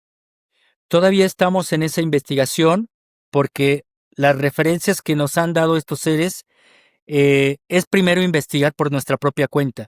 O sea, Ujú. realmente nos dan pistas para irnos acercando, Es pero por aquí. también Sí. para filtrar al testigo, porque muchas veces el testigo se puede desviar del camino. Entonces no te pueden dar el punto exacto hasta que en el camino tú vayas demostrando que tienes un buen corazón para hacer buen uso de esa información. Ujú, ujú. Ese es un filtro. Por eso tal vez a nosotros nos parece, ¿por qué no nos dicen que es en este punto y ya? ¿Por qué no bajan y nos saludan y se acaba el misterio? No, Exacto. todo es un filtro, John. Todo es un filtro. Ellos Y es están, importantísimo entender esa parte porque, de esa manera podemos explicar por qué no se da precisamente ese contacto de manera abierta. Necesitamos demostrar que estamos listos para ese contacto y que somos puros, ¿no? Básicamente, para recibir esa información. muchos de estos lugares, John, han sido resguardados por la propia naturaleza. Son lugares de difícil acceso. Yendo rápidamente a esta parte de Tepoztlán, y me voy a ir a otra historia reciente que he vivido. Tepoztlán es un lugar en donde hay bases extraterrestres, hay como un tipo de hangares subterráneos y en las montañas también de Tepoztlán. Pero no es el objetivo llegar a entrar a esos hangares. No tenemos por qué. Tendríamos que entrar en contacto a la segunda agenda que he referido, a la agenda Ujú, de nuestro autoconocimiento, de saber cuáles han sido los errores en el pasado para poder modificar la parte del futuro y construir el futuro. Eso es a donde ellos nos van guiando o nos van orientando. ujú. Entonces Tepoztlán es un lugar sagrado. Tepoztlán, hasta donde nos han compartido tanto guardianes como estos seres extraterrestres que coinciden plenamente, es que tiene dos caras. El área de Tepoztlán tiene un área pública y una muy hermética. Tepoztlán es la cara pública. Hoy se ha convertido en un lugar de mucho esparcimiento, en donde lo que menos se percibe es la espiritualidad, se ha perdido. Pero existe la cara hermética, la cara espiritual, y es Amatlán de Quetzalcóatl. Cuando nadie hablaba de Amatlán y comenzamos a hacer muchas investigaciones ahí, ya todo mundo iba para allá, para Amatlán, ¿no? Y hay una montaña sagrada y una cueva a la que si gustas, ¿no? De hecho, también para poder pues seguir investigando, John, porque esta carrera, esta parte de la investigación, la exploración independiente, es un poco pesada. Entonces, Claro, por eso hacemos salidas, por eso hacemos talleres, conferencias, que son retribuidos, porque pues, estamos invirtiendo este tiempo, esfuerzo para generar información, se ¿no? requiere un Entonces, recurso, ¿no? Que no siempre abunda, ¿no? Y ese hacemos recurso salidas, exacto. y ante una de ellas hicimos una salida a una cueva de Amatlán, en donde recibimos mensajes telepáticos por otro ser también extraterrestre, mitad humano, de madre humana, padre extraterrestre, de acuerdo a su testimonio, que se llama Sendor, y él es de piel obscura, como si fuera un afroamericano, ¿no? Okey, okey. Él está en contacto mediático, de acuerdo a su versión, es un intermediario entre la parte extraterrestre y la parte intraterrestre. Entonces él se comunica telepáticamente conmigo dentro de la cueva de Amatlán. Y de pronto yo le digo, bueno, pero ¿cómo yo sé que esto no es un mentalismo? ¿Nos puedes dar una corroboración? Porque ese es parte de los protocolos, pedir una corroboración. Y entonces me dice mentalmente, no es mi voz, no es este tono de voz el que escucho, sino es Ujú. otra voz, otro tono de voz, que me dice como eco en la cabeza que sí, nos darían la prueba y que los percibiríamos. Lo curioso, y también tendrás las fotografías, en donde Gracias. precisamente al salir se manifiestan luces que están, em, que tienen movimiento, porque la fotografía se ve que es una bola de fuego, pero tiene un barrido, es decir, tiene un movimiento muy rápido. Lo que me recuerda mucho a los territorios como Erx, ¿no? Allí en Capilla del Monte, lo que em, Cristo Acoglianis, precisamente el custodio de Erx, manifestaba de los seres de luz, precisamente es las entidades de Erx, y son exactamente lo mismo. Por eso muchos extranjeros que nos visitan de la Argentina, que me han acompañado, dicen que Tepoztlán es como gemelo de Erx, de Capilla del Monte, y sobre todo por las versiones de estas luces, que son entidades, que no son orbs, que son entidades de luz, son seres espirituales. Son seres como tal, Y ¿ok? son seres como tal.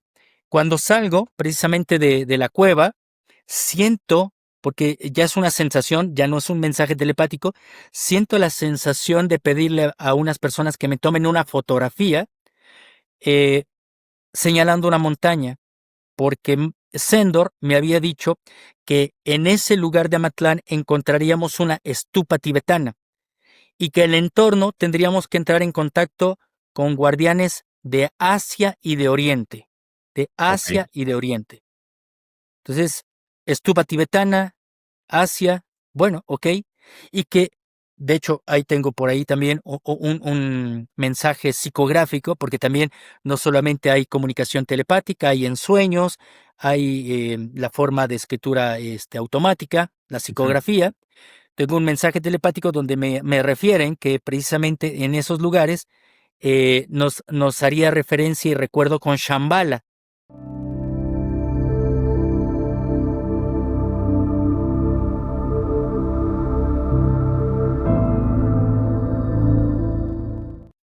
Entonces, cuando hablan de tibetanos, cuando hablan de Shambhala, hablan no solamente de un lugar sagrado, sino de lugares sagrados que tienen referencia a este núcleo o a estos seres que pertenecen a Shambhala.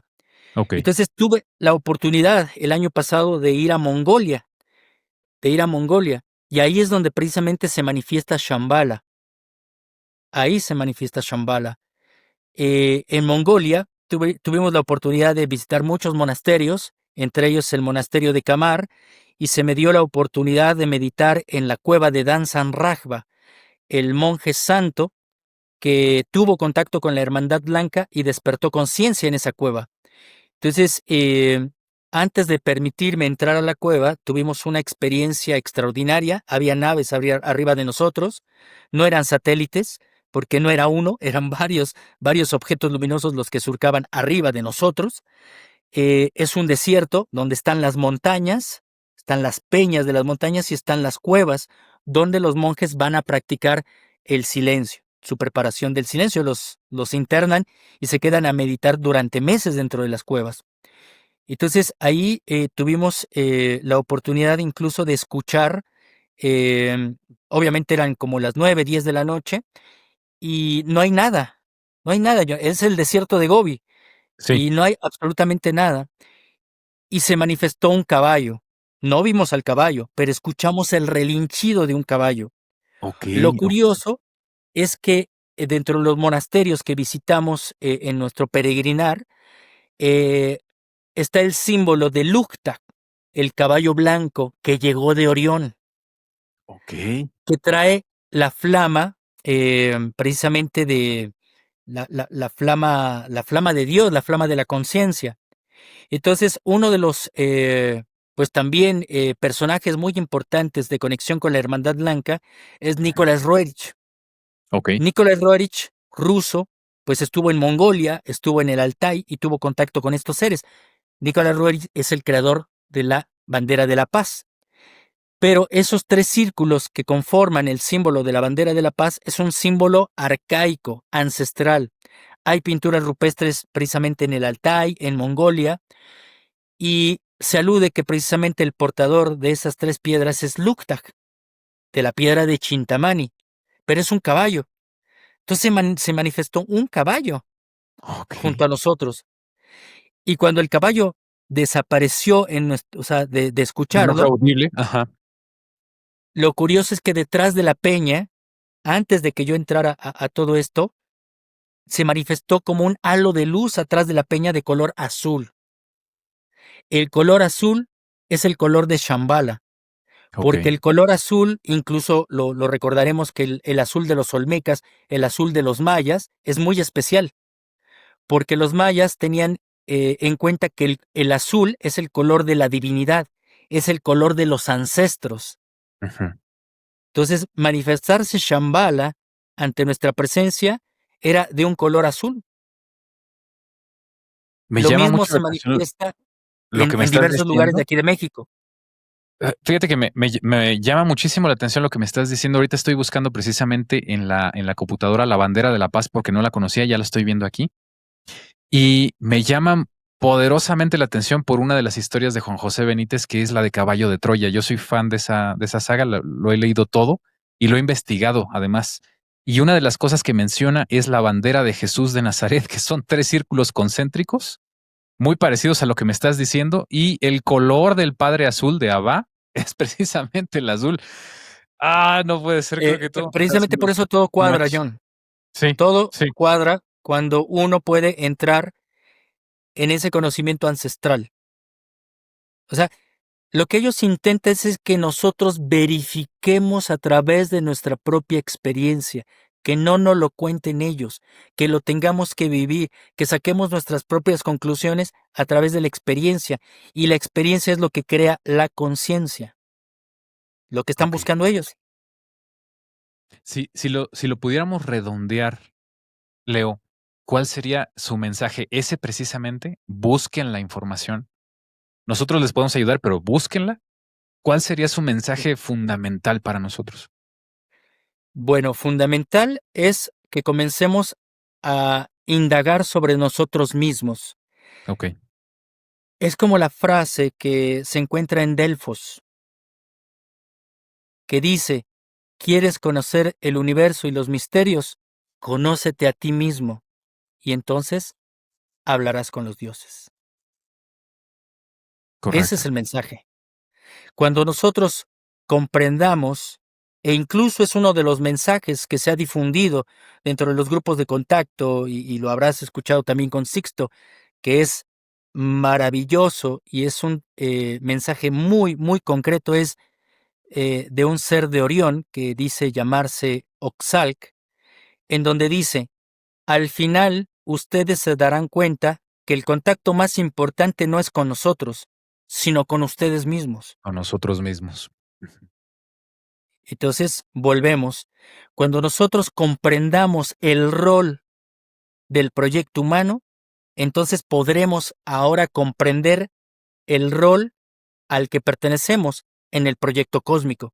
Dentro de la agenda de contacto se le llama plan cósmico, pero yo le llamo proyecto cósmico. Proyecto cósmico. Ese proyecto cósmico no solamente engloba al ser humano, sino a todas las culturas, digamos, o a todas las civilizaciones que están hermanadas de alguna manera, A todo ¿cierto? el ser humano, Ok, a todo el ok, ser humano, y engloba y involucra también a civilizaciones que nos están asistiendo.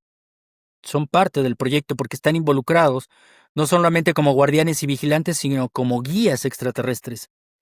Y a su correcto. vez a otras entidades porque van subiendo las jerarquías, ¿no?, de otras civilizaciones.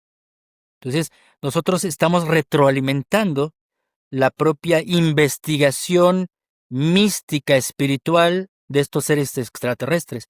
E incluso te podría decir que estamos nutriendo a la misma creación, a la misma mente universal, porque no podría tener experiencia, solamente se tiene experiencia a través de este cuerpo, las sensaciones, em, em, todo lo que se trata de experiencia se vive a través de la materia. Entonces, algo que es también muy interesante y que te voy a compartir también Sí, fotografías, es que dentro de los análisis que ha realizado, porque no solamente es analizar la parte extraterrestre, intraterrestre, las culturas ancestrales, sino también que podamos verificar la parte, em, si estamos hablando de conciencia, que es algo inmaterial, y si hablamos del ADN, que ahí es donde se guarda como un USB, poder comprender desde la parte científica, bueno, cómo es ese desarrollo, ¿Cómo es que realmente existe una conciencia? ¿Cómo es que realmente podemos ser mejores seres humanos porque la energía es densa o es sutil? ¿Cómo desde la ciencia podemos verificarlo? Porque obviamente la sabiduría ancestral o ese conocimiento filosófico te dice que hay un conocimiento psicobiofisiológico, que Ok. algunos le llaman la iluminación. Ujú. Pero eso que conocemos como iluminación también se guarda en códigos genéticos. He creado una conferencia que se llama precisamente Los Códigos Ancestrales.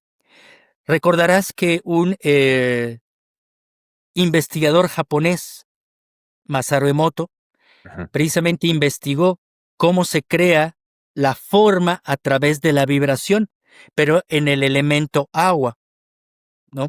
Cuando Correcto. realmente él vibraba de una forma sutil, con música, el agua, la congelaba, la llevaba a microscopio y se creaban formas de armonía, lo que ocurría diferente con aspectos de sonidos en desarmonía.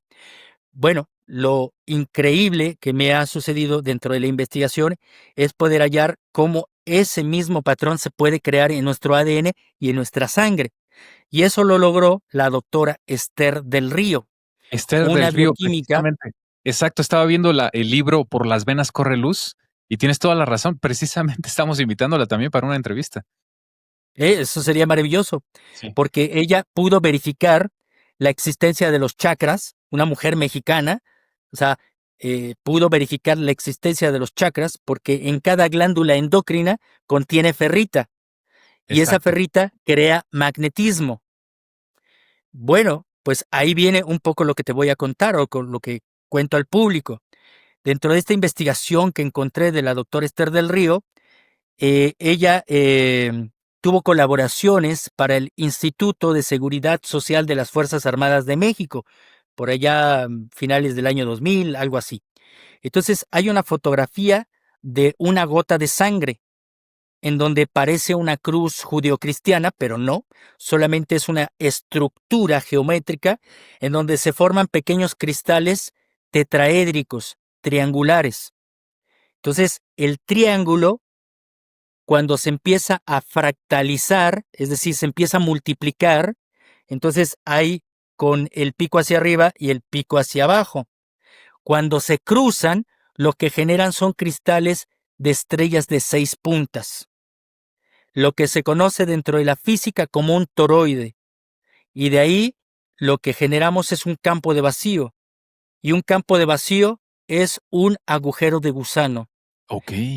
He tenido informaciones de científicos rusos cuando ellos aseguran que cuando se puedan generar grandes cantidades de magnetismo en nuestro ADN, se podrían crear pequeños agujeros de gusano en nuestro ADN.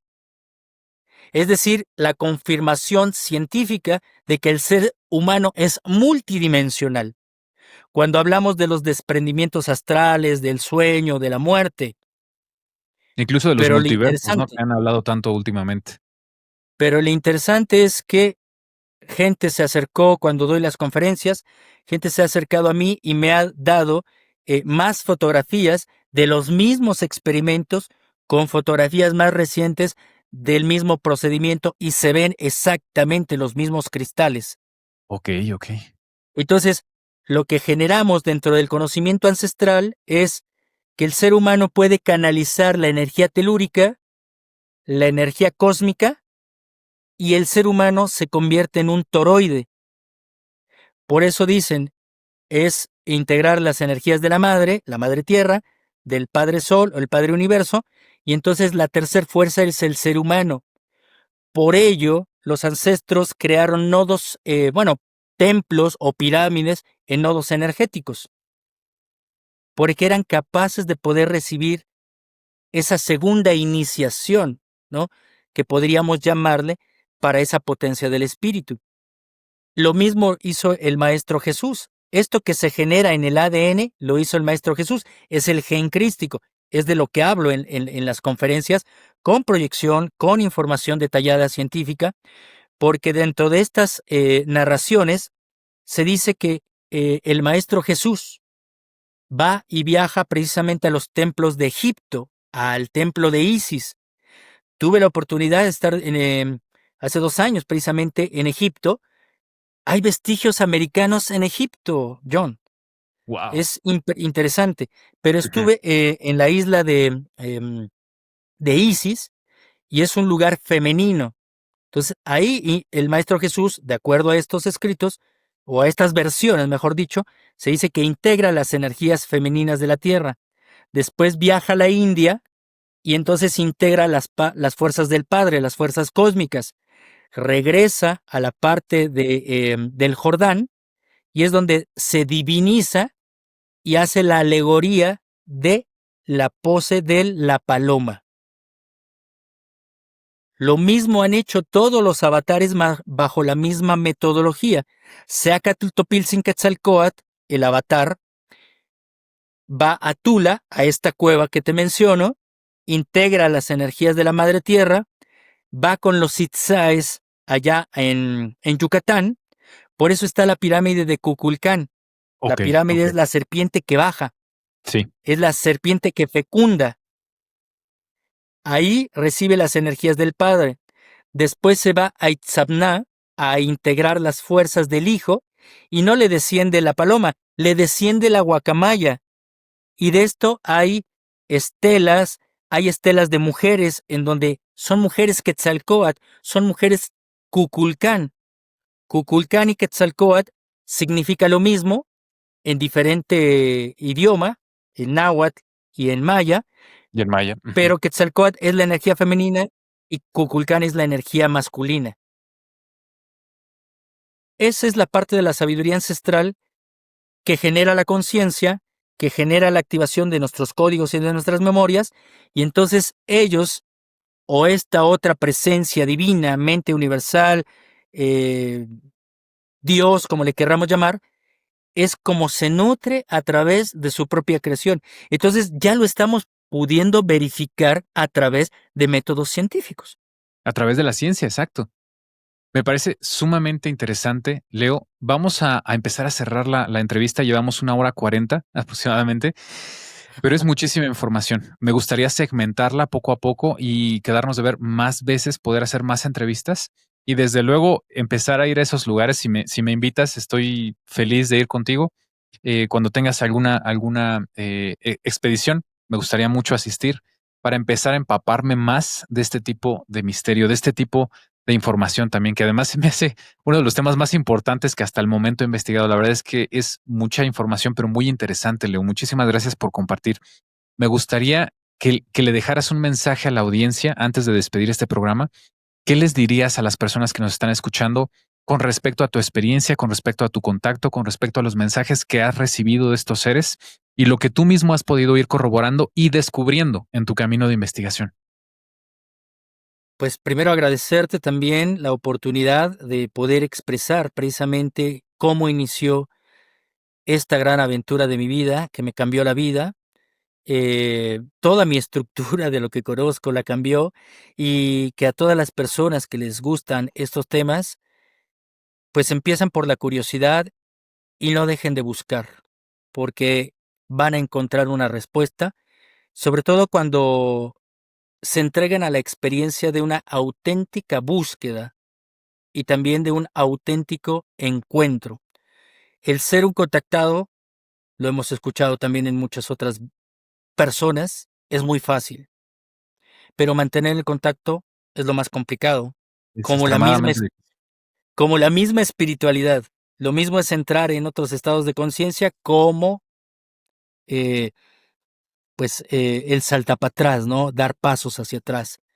Entonces, mi recomendación es eh, estudiar información, dudar, pero dudar sanamente y poder ir generando, que es poder contemplar. Lo más importante del proyecto humano es que seamos mejores seres humanos. Necesitamos en la Tierra más seres con plenitud para que al cerrar este gran ciclo, que tal vez lo hablemos en otra oportunidad, esto no se dio en el año 2012, el gran ciclo y la gran era de la que se hablaba en aquel mítico año 2012 se va a cerrar hasta el año 2079. Y eso no hay ninguna mentira. Los astros y las estelas mayas y olmecas no mienten. Entonces, tenemos un buen tiempo precisamente para generar nuestra propia conciencia y sobre todo, lo más importante, decirle al público que estamos preparando a una nueva generación. O sea, ¿qué planeta le estamos dejando a nuestras nuevas generaciones? Hay que pensarlo y hay que tomar la gran responsabilidad hoy. Hay una filosofía japonesa, Leo, que quisiera compartir aquí contigo y con la audiencia.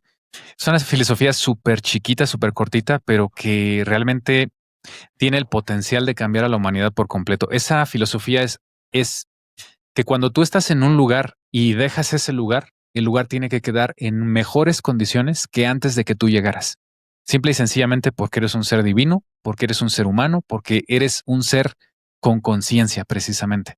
Entonces, si tú te vas de cualquier lugar y el lugar queda peor de como estaba de que antes de que tú pasaras, no estamos cumpliendo precisamente esa tarea, ¿no? Tan importante que tenemos.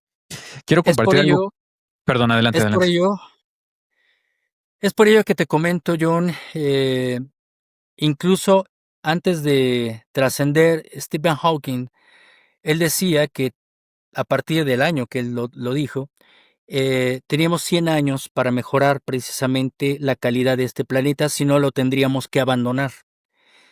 Y lo mismo que mencionas, ¿cómo vamos a ir a otro planeta si no hemos sido capaces de cuidar nuestra propia casa? Entonces, eso también es una invitación a la reflexión, no solamente a ser mejores seres humanos.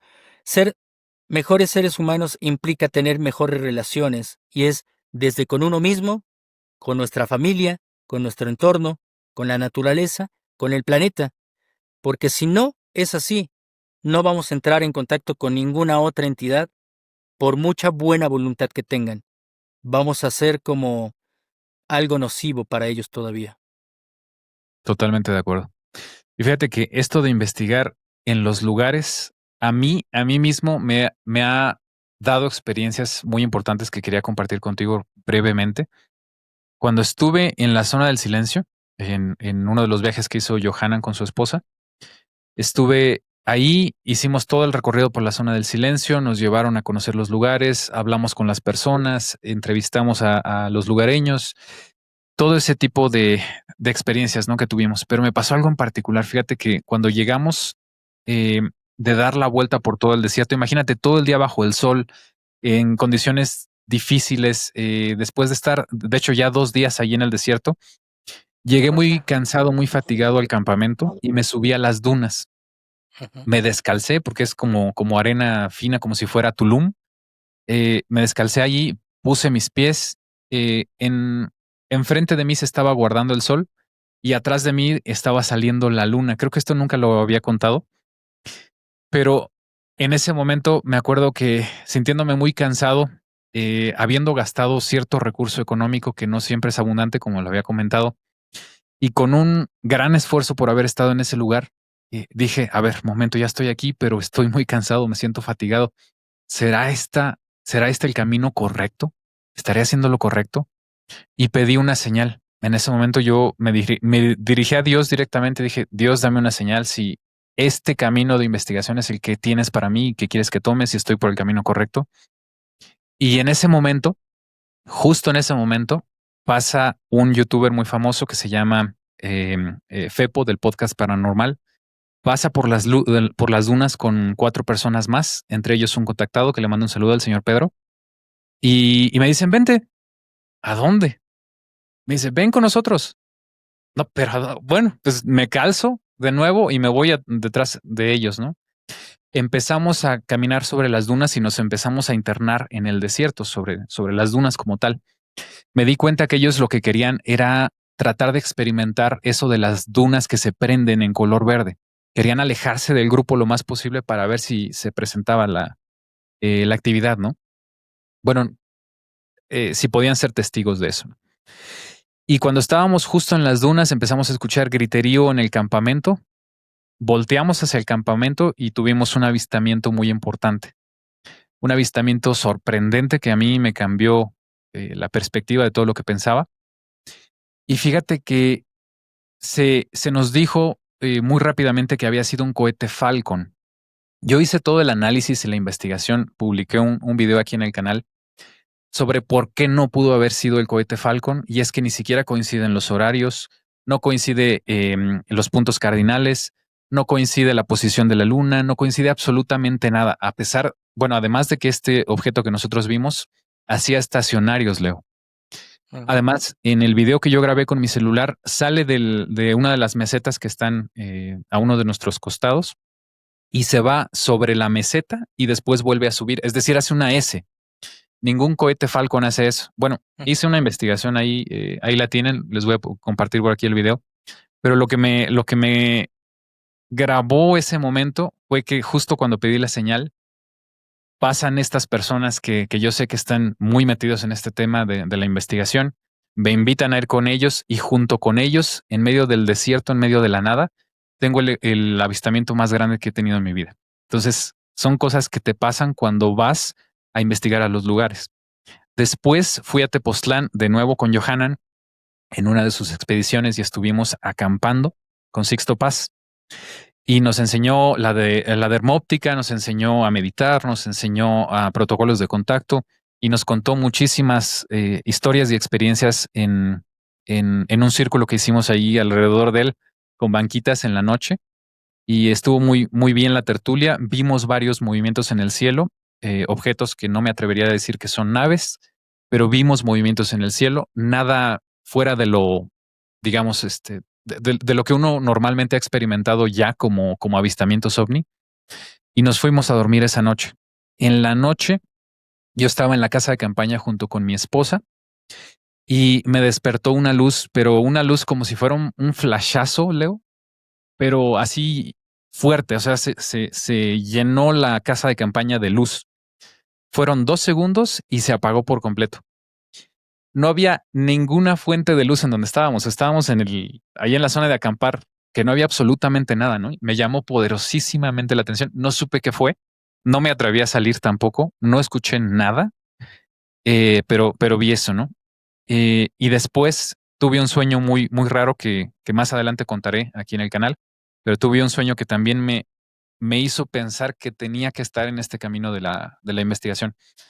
Me han pasado así cosas que me hacen estar aquí, Leo, y que me hacen disfrutar muchísimo de escuchar testimonios como el tuyo, de poderlos entrevistar, de traer gente aquí al canal que tiene este nivel de conocimiento y este nivel de rigor, de nuevo lo menciono en las investigaciones, porque creo que es muy importante empezar a quitar la desinformación y empezar a traer conocimiento verdadero. Yo te quiero agradecer muchísimo, Leo, por haber estado aquí conmigo. Ojalá que lo podamos repetir muy pronto y de nuevo, si me puedes invitar a los viajes, adelante. Yo feliz de estar aquí contigo. Claro que sí, los vamos a realizar y muy pronto, si tú me invitas, estaré con gusto precisamente compartiendo más experiencias, porque es un tema amplio que nos podríamos pasar horas Ya. hablando de tantas experiencias, investigaciones, testimonios, libros, Exacto. A mí me muchas gustaría hacer cosas. una pequeña encuesta antes de cerrar este capítulo. Leo, me gustaría que aquí en los comentarios me dejara la gente su opinión y si estarían dispuestos a ir con nosotros a viajes a este tipo de lugares de interés para que a través de tu mano, Leo, empezamos a aprender más acerca de estos misterios. Déjenmelo aquí en los comentarios si quieren que hagamos viajes así y tal vez el año que viene podamos empezar a hacer alguno que otro. ¿Te parece, Leo? Maravilloso y también compartirles mis redes sociales, que es la parte de Facebook, que están 2 canales de Facebook, que es mi nombre, Leobardo Peña, y Enigmas 360 grados, que fue parte de un proyecto así como el tuyo de difusión. Ahora lo hago un poco más de documentales, ¿no? Antes hacía entrevistas, pero me parece que ahora es el momento de hacer documentales. Y está el canal de YouTube también, Enigmas 360 grados. Y te agradezco nuevamente, John, por la oportunidad. Un dato más que necesito que nos compartas, Leo, es cómo pueden contratar tus conferencias. A través de Facebook o a través de WhatsApp, ustedes pueden enviarme un mensaje de WhatsApp al 55 18 44 16 34. Ok. 1844-1634. De todas maneras, aquí vamos a dejar toda la información en la descripción para que la gente te pueda contactar. Sí, Muchísimas gracias. Ujú. toda esa serie de conferencias están grabadas, nuevamente, como digo, están como, como película, ¿no? Como documentales, para que ustedes puedan rentarlas y así nos ayudan a seguir investigando. Exacto, exacto. Muchísimas gracias, Leo. Te mando un abrazo y nos vemos pronto. Gracias.